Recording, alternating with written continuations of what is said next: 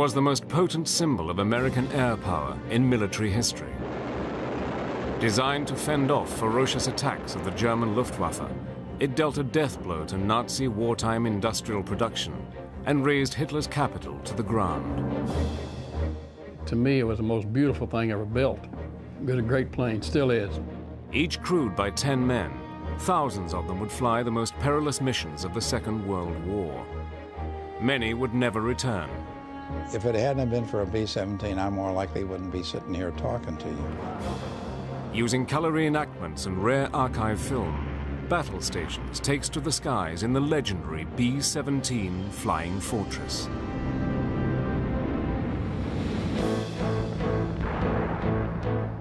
(1918). With the conclusion of the war to end all wars, military powers around the world recognized that warfare would never be the same. Military thinking moved away from the stalemate of trench warfare and focused on the use of the new wonder weapons, aircraft. It had become apparent that bombers would prove decisive in any future conflict. The bomber, it was believed, would always get through.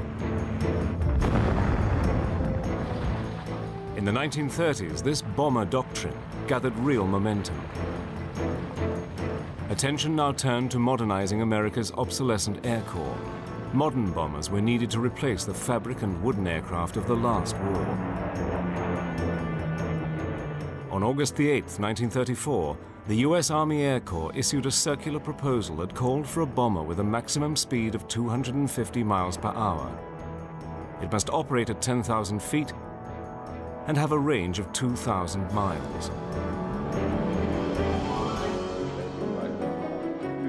Designs would be company-funded and submitted for testing within the year. The victor would win a production run of 220 aircraft. Teetering on the brink of bankruptcy, the Boeing Aircraft Company leapt at the challenge. In a bold move, Boeing, under the visionary leadership of Edward C. Wells, committed most of its capital and manpower to the project they called Model 299. It was a fantastic gamble. In August 1934, Boeing began building a radical, all-metal, four-engined aircraft. It had beautiful lines. It was a low-wing airplane. It had all the turrets were attractive. It was just a nice-looking airplane. And Boeing has always been noted for making beautiful airplanes. Boeing's new plane would be fitted with an array of machine guns and an internal weapons bay. It was a bold design, one that far exceeded the requirements of the proposal.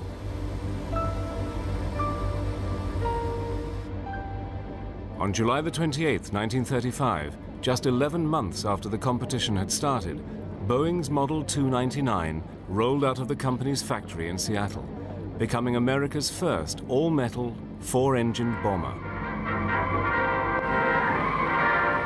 Closely guarded, the Army's newest bomber and America's largest land plane is prepared for its first flight at Seattle. It's Boeing 299. Note her machine gun turrets. The ship weighs 15 tons and is reported to have cost nearly $500,000. A newspaper reporter attending the event was impressed by the immense size and the number of gun emplacements on the aircraft and exclaimed, "Why, it's a flying fortress." Well, my father used to say, "Look at all that armor you got." And I said, "Dad, you could put your finger through the side of the airplane if you really pushed real hard." It was just an aluminum box flying in the sky is all it was. It was some guns sticking out of it with a load of bombs, you know, like a paper bag. With all of the hardware and all the guns that it had on it, it truly was a flying fortress. Boeing's legendary aircraft was born.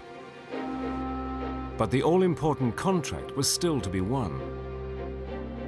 Alongside Boeing's offering, two rival twin-engine designs were also evaluated by the Army Air Corps, Martin's B-12 and Douglas's DB-1. On the morning of the 30th of October, disaster struck. During evaluation, the Boeing prototype bomber stalled after takeoff and crashed at Wright Field. The Boeing Aircraft Company had invested in the Model 299 project without any commitment from the Army Air Corps, and now the program lay in tatters. In addition, they lost their 2 pilots, which effectively put them out of running for the contract. Boeing's Model 299 was disqualified from the competition, and the company lost the contract. Douglas's DB-1 triumphed, and 133 of the bombers were ordered. But despite the crash, Model 299 had impressed the Air Corps, and a small number were purchased for further evaluation. It was not the order Boeing had hoped for, but it was a start. Modifications to the aircraft followed, and in February 1937, the Air Corps ordered 10 more aircraft, now called YB-17s. These aircraft, fitted with superchargers, had a ceiling of 30,000 feet.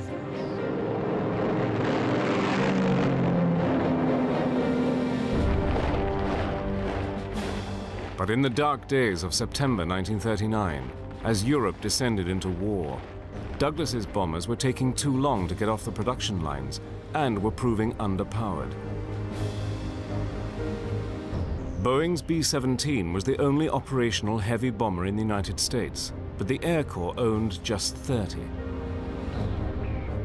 New YB-17s would now be fitted with power-operated turrets above and below the fuselage, and 2 more sets of twin guns were added to the tail and radio operators' positions. By March 1941, B-17s were being transformed from an advanced prototype to a full-powered superbomber ready for war. Under the terms of its Lend-Lease agreements, America sent 20 of these Fortress YB-17s to Britain's Royal Air Force. But the B-17's first delivery flight ended in disaster.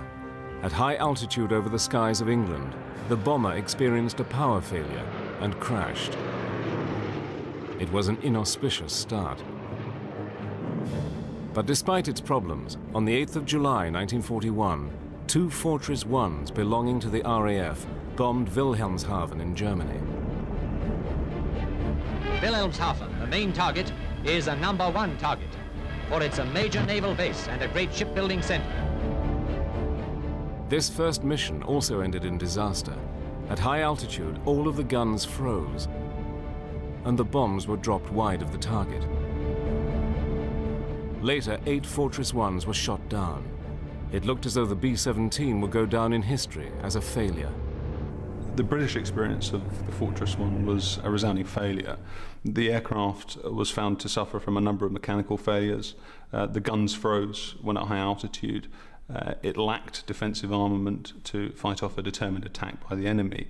And it was also difficult to put ordnance on target from that high. The RAF therefore concluded that the best thing would be to increase its defensive armament, use it in greater numbers for protective purposes, and also to use it at lower altitudes. Now the RAF immediately pulled the Fortress from European combat and promptly reassigned it to the Middle East. As war intensified in Europe and diplomatic relations between the USA and Japan deteriorated, America moved its YB-17s to bases in the Pacific. On the 7th of December 1941, as a flight of unarmed YB-17s arrived at Hickam Field, Hawaii, Japan ended America's isolationism.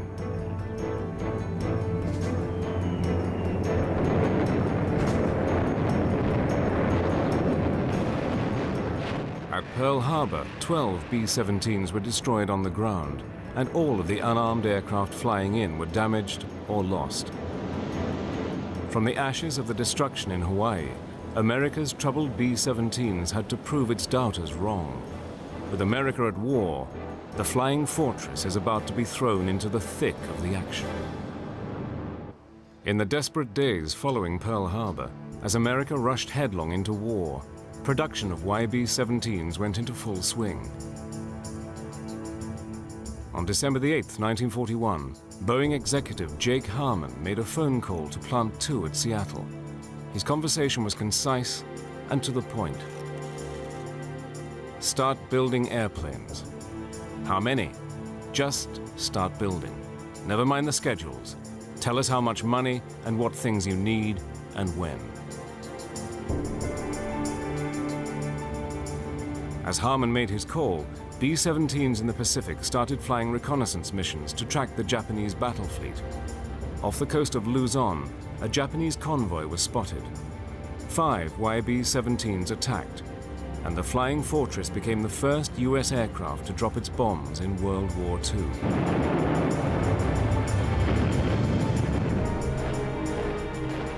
But it was in Europe that the Fortress would become a legend. By early 1942, in accordance with the Allied Europe First policy, Major General Carl Spaatz suggested that the 8th Air Force be designated the core of the Army Air Forces in Britain. Now America prepared to send its new heavies to frontline units in England. Recognizing the value of bombing to the war in Europe, Britain's Prime Minister Winston Churchill and President Franklin Roosevelt agreed on the use of air power in the theater. Churchill and Roosevelt both unequivocally endorsed strategic bombing. In January 1943, they had called for the unconditional surrender of Germany and Japan, and they saw strategic bombing as the overwhelming force that would quickly end the war. By destroying the German industrial complex and demoralizing its civilian population, they reasoned that they could grind to a halt Hitler's war machine.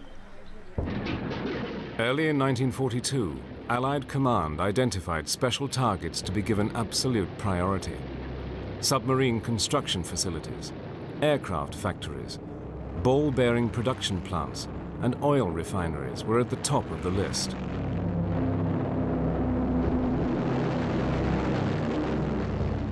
The RAF and 8th Air Force planned a coordinated, non-stop day and night bomber offensive. From then on, B-17s would operate by day in full view of the German Luftwaffe. Flying a B-17 in combat without a fighter escort was pretty close to being suicidal. It wasn't until they learned the lesson the hard way that you can't fly these airplanes. They were just not well protected because the enemy that we were contending with was highly sophisticated, good weapons, and good airplanes. On August the 17th, 1942, the US launched its first raid of the war in Europe. With no fighter cover, the B-17s made the attack on their own. At 1526 hours, the first daylight mission from a base in England was launched. Strategic air power was born.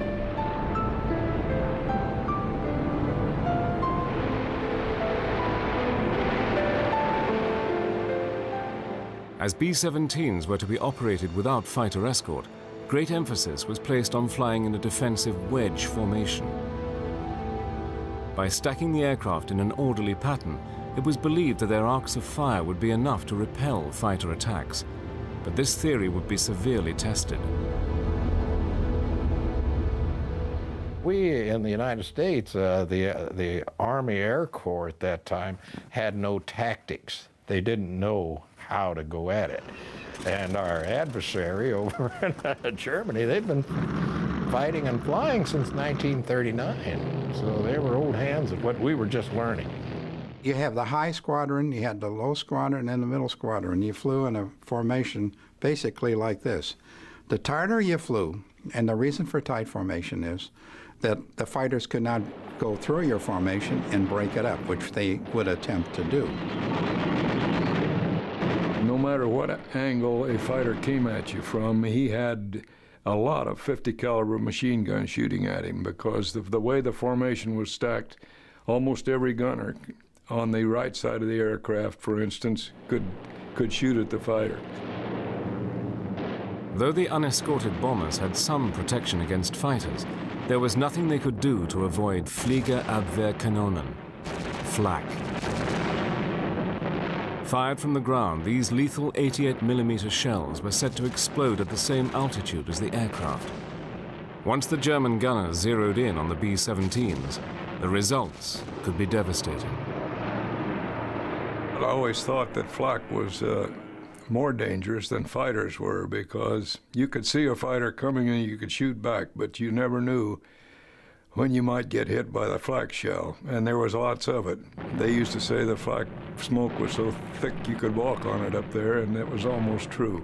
Well, anti-aircraft is like going down a bumpy road with a car with no shock absorbers on it, and every time the thing would go off, you'd be bumping, jump up and down.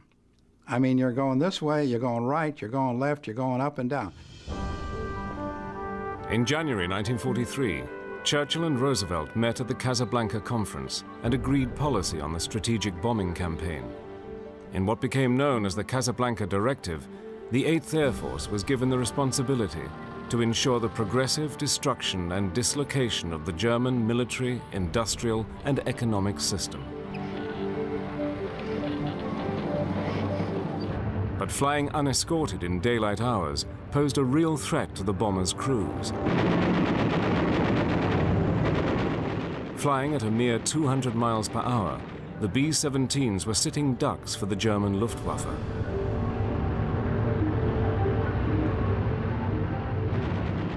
At 30,000 feet, the crews of the unpressurized B-17s operated in extreme conditions. Encumbered by bulky clothing, engaging an enemy fighter was no easy task. It's 55 below zero up there, and even though we had heaters in the cockpit, the poor gunners back in the rear, they had no heat. And even though they wore heated suits, some of them, and wore a lot of clothing, it was still very cold back there, and frostbite was a problem for them. The biggest thing people don't realize, people sweat at 45 degrees below zero. You sit there sweating. Maybe it was fair sweat, I don't know. The crews had good reason to be fearful, as German pilots identified a weakness in the aircraft's defenses. A frontal attack, concentrating on the nose with its minimal armor, was the best way to down a heavy. Well, when we first got there, they'd make most of their attacks from the tail. And that didn't bother the pilots because we couldn't see them. Then about halfway through, when they switched to the head-on stuff, and it wasn't just one plane coming head-on, it was a whole flight, like 4 to 6 planes coming in. They had more guts than Dick Tracy, I'll tell you. It amazed me that one of these guys could take a ME-109 and fly right through the middle of your group. You knew that they were showing off. They were trying to scare the heck out of you, and they were doing it. The head-on attacks by the German airplanes would shoot out the people in the nose. It was a vulnerable position. They would get the pilots or get the bombardier or get the navigator. In April 1943, during an attack on a Fokker-Wulf plant at Bremen, 16 B-17s were destroyed, the heaviest loss rate to date. But for the 8th Air Force, things were about to go from bad to worse. On August the 17th, American forces planned to attack the ball bearing factories at Schweinfurt.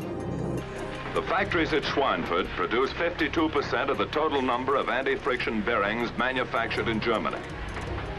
This concentration of critical production capacity caused the Allied chiefs of staff to assign a top priority to the target. The Germans, of course, were determined to defend the place because it was important.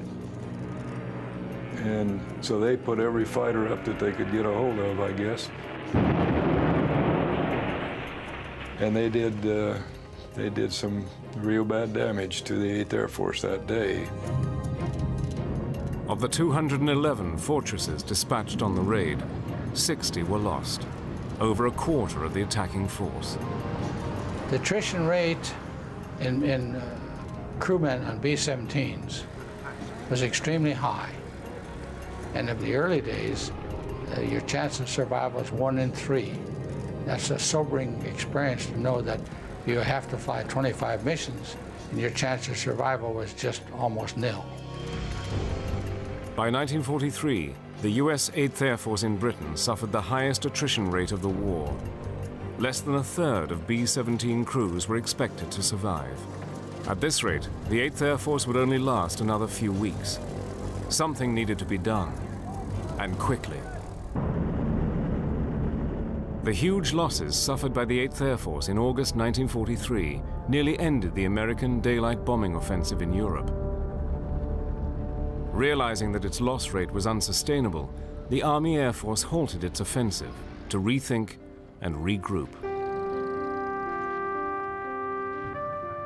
For the crews of the B-17s, it was an opportunity to familiarize themselves with the aircraft and form bonds that would last a lifetime. There's 10 men in the crew, 4 officers, a pilot and a co-pilot, the navigator and the bombardier. They were officers. All the rest were enlisted men. Each man had his own battle station on the aircraft. The navigator and the bombardier were in the nose of the aircraft. And you call through a hatch, and then you go up into the pilot's compartment. Here, the pilot, co-pilot, and flight engineer had their stations. Quite naturally, the pilot and co-pilot were real buddies because they had to look at each other side by side, and they had to make sure that all of these buttons were punched and all of this electrical and all this hydraulics was functioning and everything. So they were very, very close. They needed to be. And then the engineer, when he wasn't manning his turret, would stand between the pilot and co-pilot and read off airspeed indicators and that kind of stuff. Behind the cockpit, in his own room, was the radio operator. He had a little space in there. It's kind of like a room, and he had all his radios and everything set up there. Further back, behind the radio operator, the ball turret gunner had a slightly smaller room, all of his own. Well, if you ever open a can of sardines, you know how it looks. It's all full. The ball turret was that way. I wouldn't get in that ball turret if they gave me the airplane. I don't know how else to put it.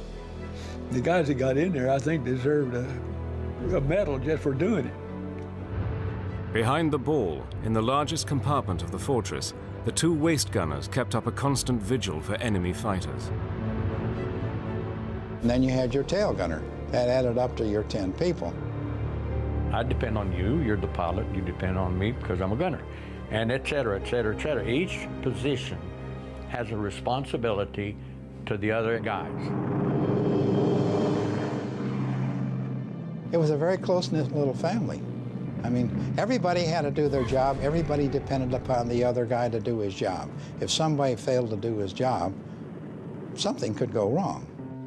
In picturesque rural England, surrounded by friendly civilians, the young American airmen of the 8th Air Force adjusted to life on the front line. Many would not survive the war, but in the tranquil surroundings of the English countryside, there were plenty of opportunities to make the most of their tour. Well, to say the least, coming from a big city like Chicago, there was like a culture shock. Of course, we had to buy a bicycle. It's the only way we could get around over there. And without their help, we couldn't even have found a place to buy a bicycle. And there was no shortage of American money. The shortage was in finding something to buy to spend our money. You usually got yourself a bicycle as soon as you got over there.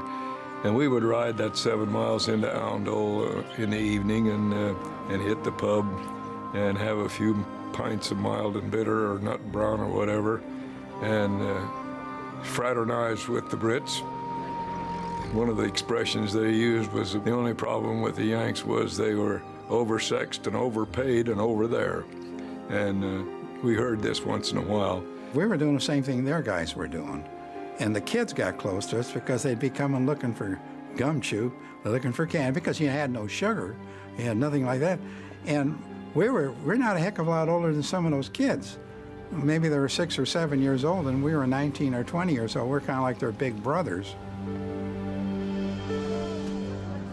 A tour of duty in England was 25 missions, but with an average life expectancy of just 14 missions for a B-17 crew in the European theater, many would not survive. We had to fly 25 missions, and they told us, okay, all you have to do is fly 25 missions, you go back to the States. Right now, we're currently running a 4% attrition rate. 4 times 25 is no go, you know? But that's how bad it was. Studies carried out in 1943 show all too clearly that about half of the B-17s lost in combat had left the safety of the formation. The conclusion was that a B-17 on its own stood little chance of survival. In 1944, efforts were made to revise the standard bomber combat formation and a new 36-plane formation was devised. 3 clusters, each consisting of 12 B-17s, replaced the existing 18-strong grouping. Flying in a V-shaped echelon, the aircraft were packed tightly together in the sky. Never before could the massed ranks of the B-17s concentrate firepower with such accuracy and volume. But flying so close together provided new dangers.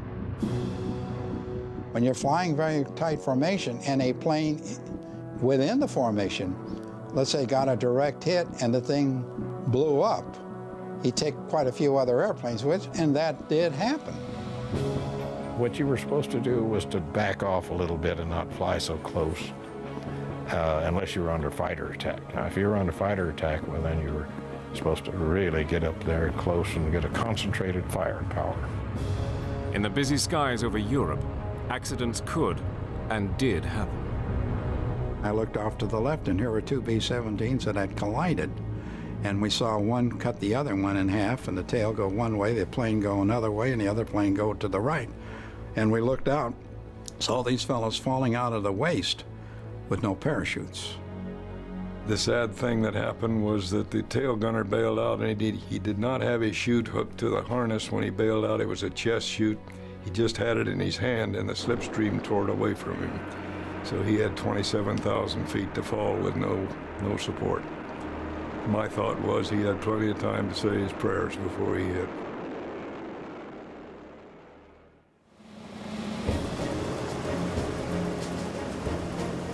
By the end of 1943, the latest model of the B-17 had additional mountings for handheld machine guns in the cheek of the aircraft and a power-operated turret in the chin. This G model was the last and most extensively produced version of the Fortress, boasting a total armament of 13 50-caliber machine guns, transforming the B-17 from a tough bomber to a true fortress.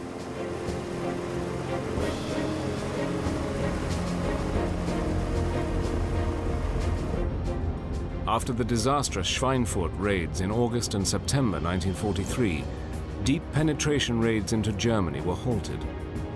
The arrival of the P-51 Mustang, a single-seat long-range fighter, meant that the fortresses would at last have the additional protection they so badly needed.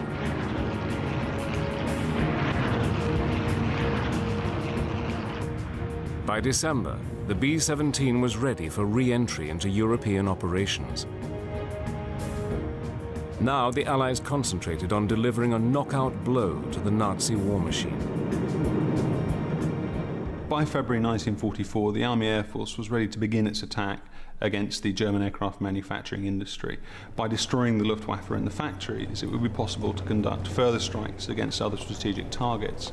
It was to be the biggest bombing missions yet, some 3,500 aircraft, all to bomb within the space of a week that would soon become known as the Big Week. For the crews of the B-17s, this big week began much the same as any other.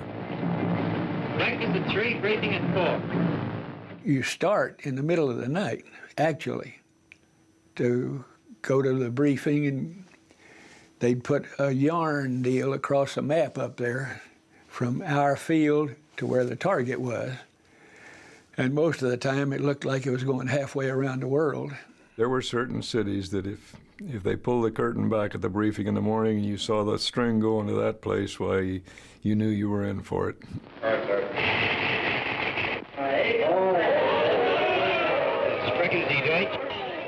When they pulled that curtain back up there to show you where you were going, you should have heard the moaning and groaning from all the crews that were out there listening. The cost of the big week was heavy. 244 bombers and 33 fighter planes were lost. 2,600 men were killed or wounded in just 7 days. It was living hell. It was bad going in there and coming back. That's the most flak I ever saw in one place. That was the heaviest defense I have ever seen in my life. These raids played a crucial role in helping to reduce the overall strength of the Luftwaffe, paving the way for D-Day. During the offensive, the back of the Luftwaffe was broken. Now the B-17 crews could turn their attention to the most perilous bombing mission of them all, Berlin.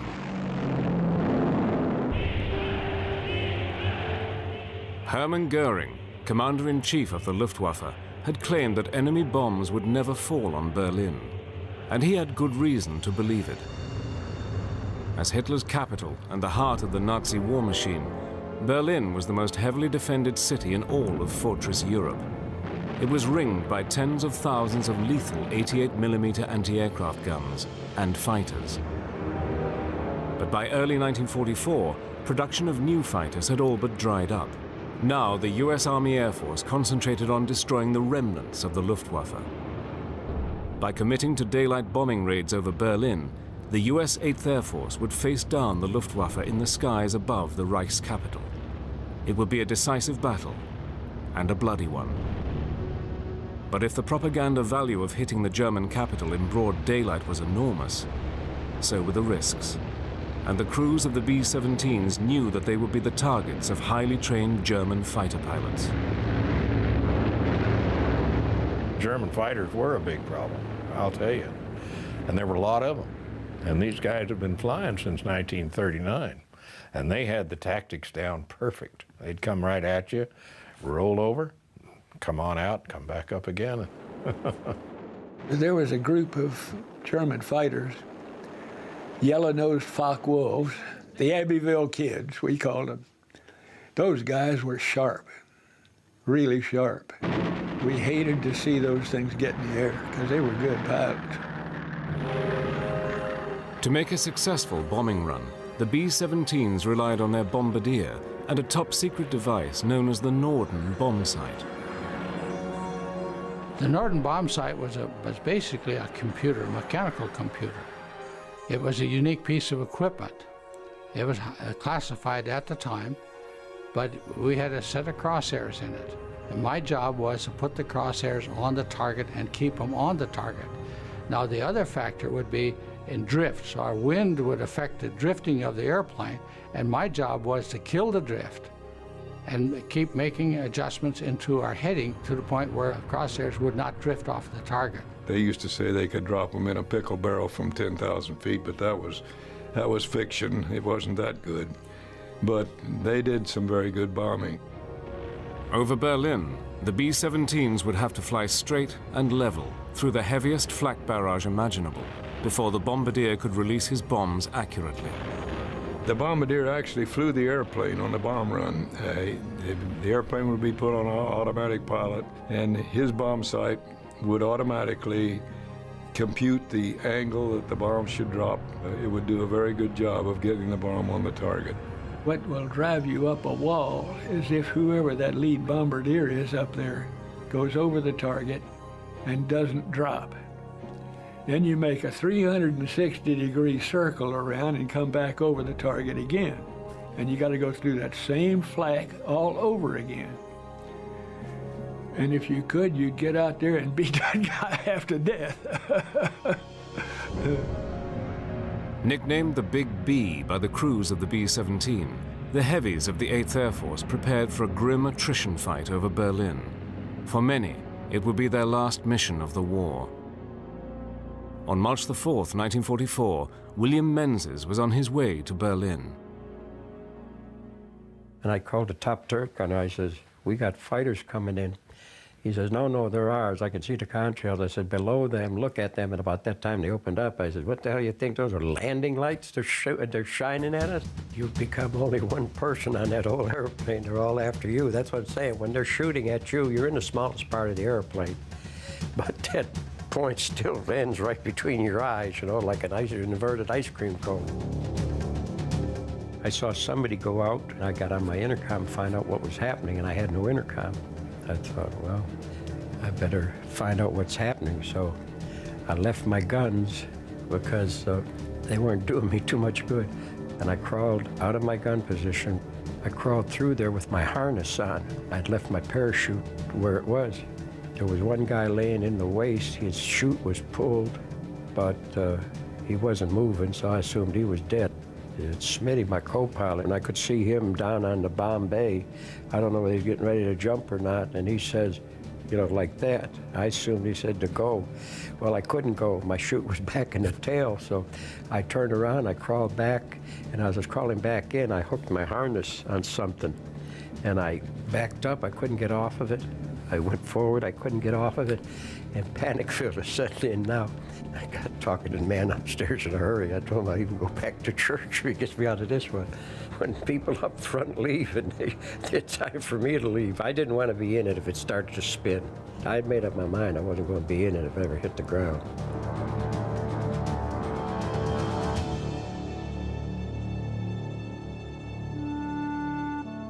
William Menzies parachuted safely away from the aircraft, but was captured. For him, the war was over. On March the 4th, 1944, the B-17s pounded a suburb of Berlin, and 2 days later revisited the city. But this second raid was costly. 69 bombers were shot down over the city, the largest loss of heavies the 8th Air Force had suffered on a single raid. But the men of the 8th had fought hard. 160 German fighters were destroyed, and Berlin was in flames. In the sustained and ruthless bombardment, Boeing's flying fortresses reduced almost 60% of the city to rubble, but the crews of the B-17s had little time for remorse. Our war was up there with the fighters where, you know what I'm saying? I'm not trying to make little of this. I'm just saying that's the way we looked at it. This was our war, 5 miles in the sky. Down in there, I didn't consider that people were dying. Out of the smoky haze of the Battle for Berlin emerged an icon of the American air war in Europe, the B-17 Flying Fortress. With Berlin in ruins and the Luftwaffe down to a mere token force, the B-17s and their crews were given a new target, one that would end the war in Europe once and for all.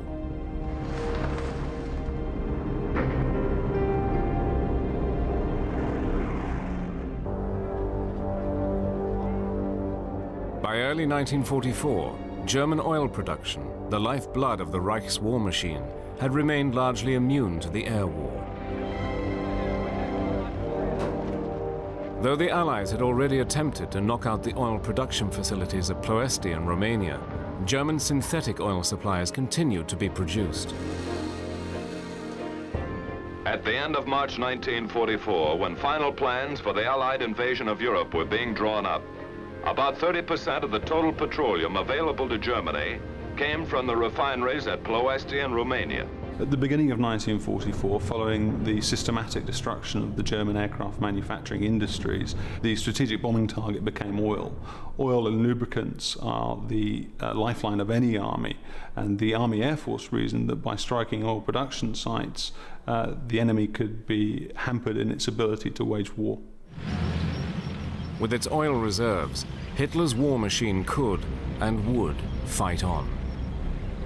As a matter of urgency, plans were put in place to smash Germany's fuel production. Once again, the B-17 Flying Fortresses would be in the front line. On May the 12th, 1944, the American attacks on German oil production began. During the month, strategic bombers dropped some 5,100 tons of bombs on oil targets. In August, the tonnage skyrocketed to 26,300 tons, and in November, it reached a climax. No less than 35,000 tons of heavy-duty explosives were dropped on crucial oil installations. But the offensive was taking its toll. In the first 3 months against these oil targets, the 8th lost 922 heavies, a staggering number. Another 10,000 men would never make it home. The defense of those targets was immense. If I recall, there was something on the order of 3,300 anti-aircraft guns around Leipzig at the end of the war. What happened with the Germans is they would pull all their anti-aircraft guns back in as they start losing territory. So the latter part of the war, it wasn't fighters that were your major opposition, it was anti-aircraft. because they had the concentration of those guns. And those 88s would come right there with us. By September, German fuel production was down to a quarter of its normal capacity. The remnants of the Luftwaffe were grounded, out of fuel, and became target practice for the B-17's escort fighters. Fighters returning from unchallenged escort missions were ordered to seek targets of opportunity. Since the enemy did not come up to fight, down they went to blast his planes and burn them in his aerodromes. 500 enemy aircraft were being destroyed each week, many of them on the ground.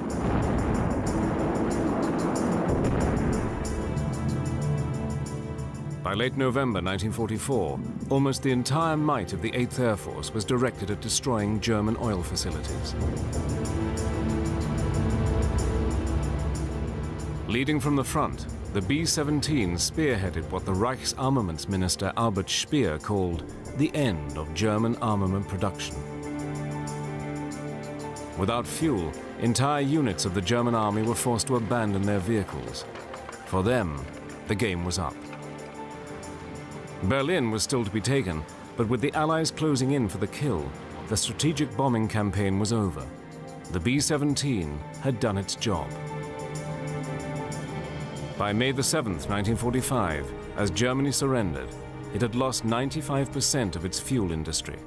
Its war machine had ground to a halt.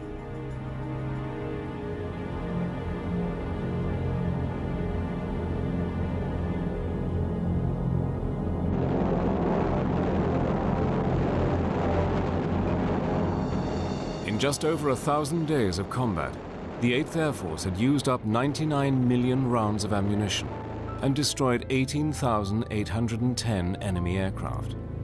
Of the 1.5 million tons of bombs dropped by all Allied aircraft in Europe, the B-17 Flying Fortress accounted for almost a third.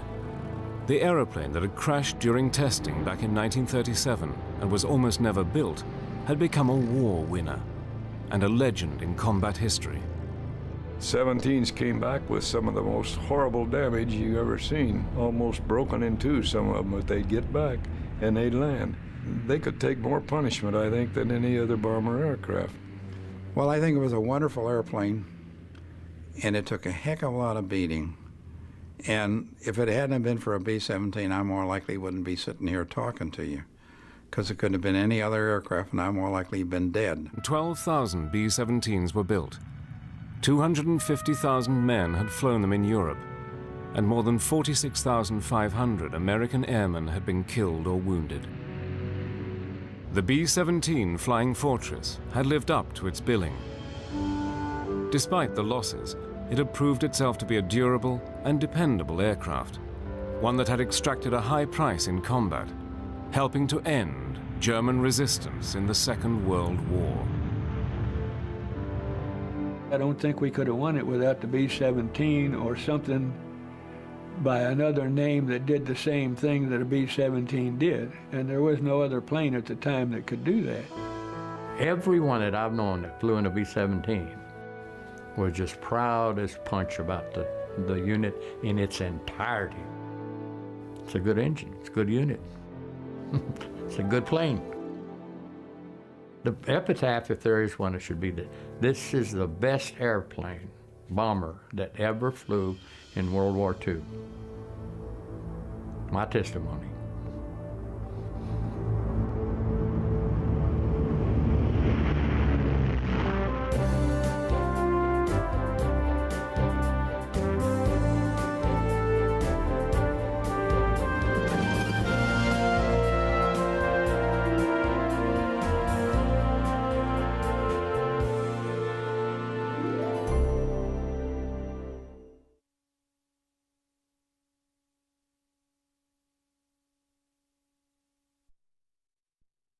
Oh, I thought I wanted to be a pilot, but my problem was that I got out of high school and I went to work.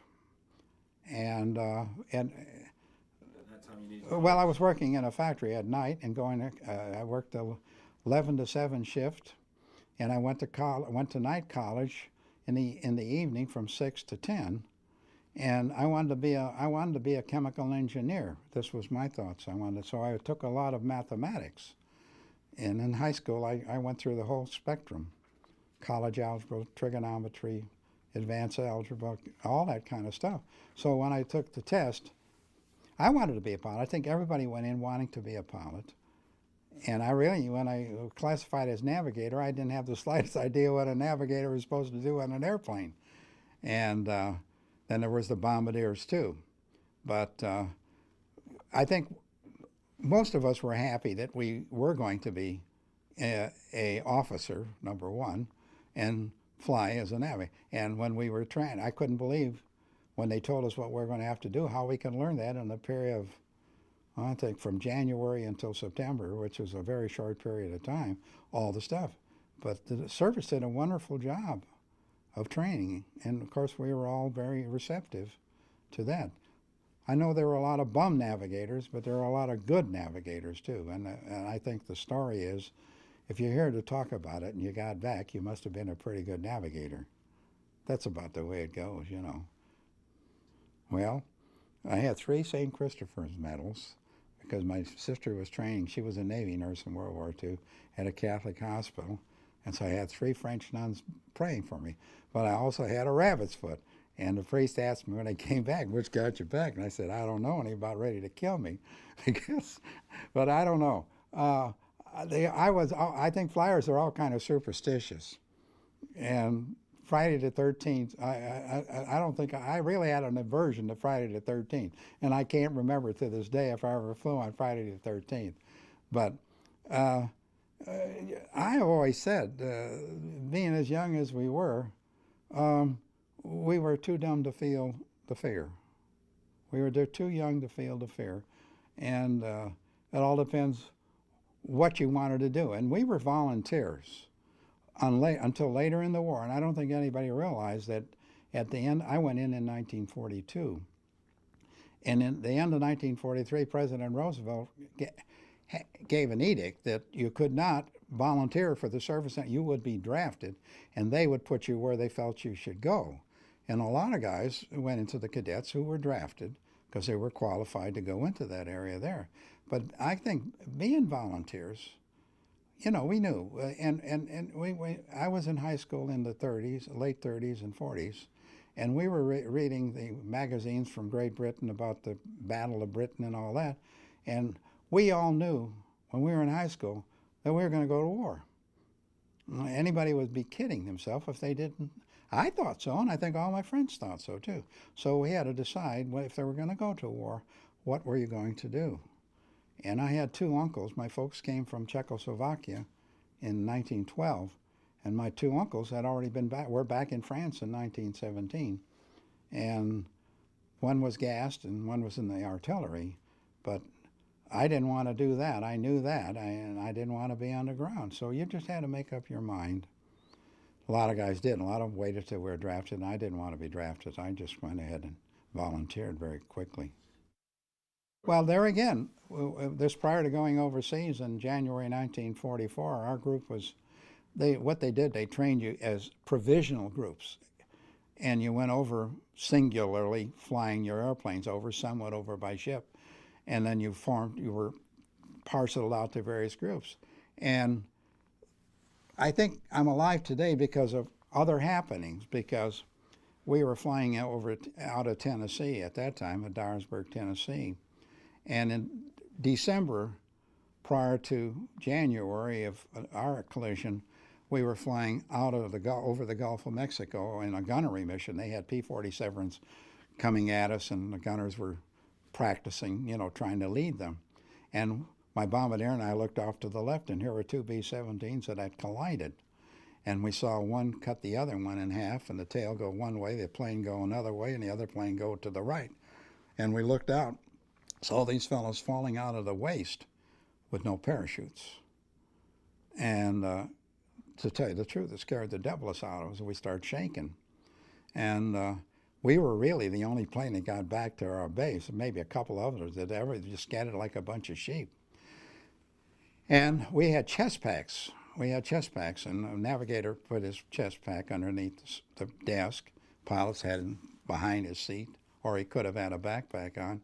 And when I got back, I went to Air Force Supply and I said, I want a backpack parachute. And now that's, like I said, it could have been, it was a message.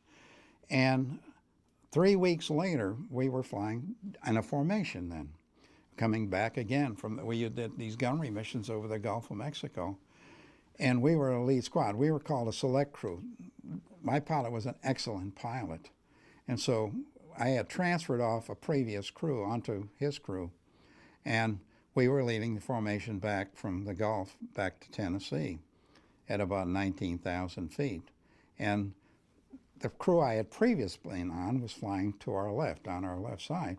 And for some reason, and I will never know why, I think they were practicing change in position. The plane came underneath us, and I think, well, I'm just saying, I'm not a pilot, but it must have caught our prop wash and started coming up. And I looked down, I saw a great big airplane, heard a lot of noise, and next thing I knew, I was out in the air.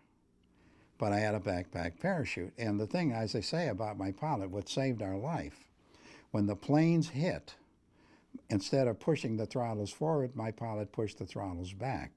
So we went backwards, and he went forward, and we cut his tail off, and he went down.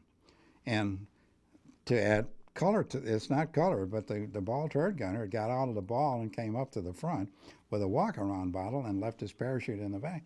He was there with me. We weren't flying a bombardier that day. And he got tossed out too, but he got tossed on the wing of the aircraft. And the pilot rang the bailout bell, looked to his left, and here's a guy standing amongst the wreckage, and that's a fact. And we had an old F model and had the springs on the machine gun. Somehow it caught in his pants. The guy standing up there on the wing, and he looks out there, and the plane was going to the left into a spin, and he righted the aircraft and motioned to him to start coming. The slipstream brought him back, and by some way they brought him through the left-hand pilot's window with his fur flying suit on. I don't know how they got him out. Well, the plane, this way, I really love that plane had no nose.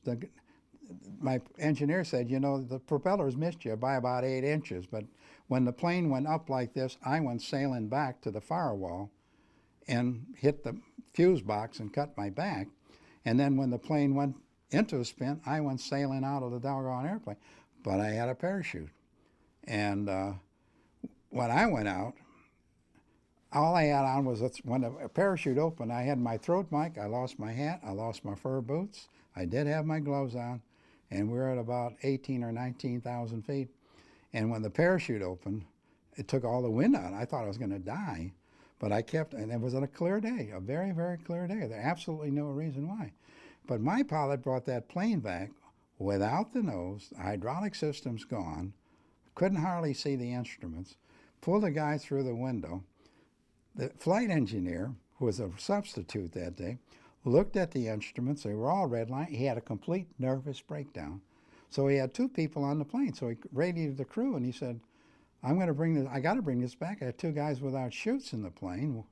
He said, you can bail out or I'll bring the plane back. And they went with Fred Heiser, and Fred brought the damn thing in perfectly. They didn't even know it was him. And of course the other plane, when we cut the tail off, it started going down, and I actually, when my chute opened, all I could see is smoke on the ground. I didn't really see the plane going down, but 2 people survived. The B-17, well, I saw this in combat, when it got shot up, it'd go down like a falling leaf, just like that. And every once in a while it'd go up like that. Well, centrifugal force is so great in those airplanes, you couldn't lift your hand. You had one shot, when it goes like that, you could see parachutes coming out of the doggone airplane. Then it'd go down again, depending, until it hit the ground, you know, or it broke up or blew up. But that made me convinced that a B-17 could take a heck of a lot of punishment, because when you saw the thing on the ground, you couldn't believe it. There was no nose on the airplane, but he brought the plane back. It had to be a damn tough airplane on that. But like I say, the only thing happened to me, I spent about 2.5 months in the hospital because the doctor said, don't teach you kids how to bail out of an airplane? And I said, well, He said, "What'd you do?" And I said, "Well, I don't know what I did, but I pulled my ripcord too soon, and I guess I was going about, like a bomb, maybe 180, 200 miles an hour. So when the thing opened, it tore my shoulder all up. And other than that, and they wired me back together, and I went overseas with about 3 months later with another crew. But without your pack parachute on? Well, without the pack, yeah, well, I say the sign was when we saw the other planes collide and saw those people falling out without parachutes, convinced me. And of course, my crew kidded me then for about 2 or 3 weeks. You know, what are you wearing that doggone parachute like that? I said, well, say what you want to do, but I'm going to wear that parachute like that. And it saved my life because I wouldn't have had a shot. In combat, we wore chest packs, but I had a parachute cord from a parachute. I went to supply and tied it on my harness and tied it on the parachute thing. So if it did occur, I'd be able to get the thing in and snap it on me. But after that, I mean, you get a little goosey, to say the least, about how you're going to get out of that airplane. But it really wouldn't have bothered me. If I had had to bail out again, of course, I didn't bail out, I got tossed out, I would have done it.